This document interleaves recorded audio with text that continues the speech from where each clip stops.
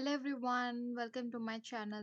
If anyone have not subscribed the channel, please subscribe to get the D365F&O updates.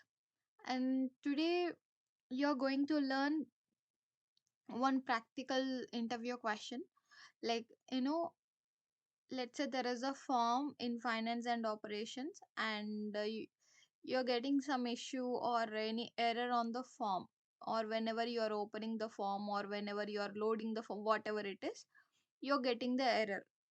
So, coming to the backend and checking the code, you do not know where to debug the code, where that issue is. So, sometimes, yeah, it happens, right? If you are not aware of that particular form or particular code, where exactly it is located, you do not know. So, if you do not know where the exact code is located, how you are going to debug the code, how you are going to locate that issue, right?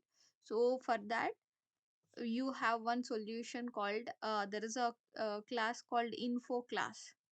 So go to the application explorer, and under the classes, under the code, you'll have the class. So under the class you can just check the info class. Open this view code.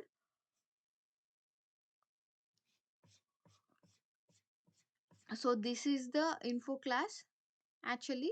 So what you have to do with the info class is you have to place the debugger in the info class and try to again repeat that issue, which means like whatever the issue that you are going to get, so just repeat that issue. I mean, you have to put the debugger then and attach to the process. Once attached to the process is done, you have to go back to the finance and operation and repeat the issue, so that you will be able to find where the exact error is.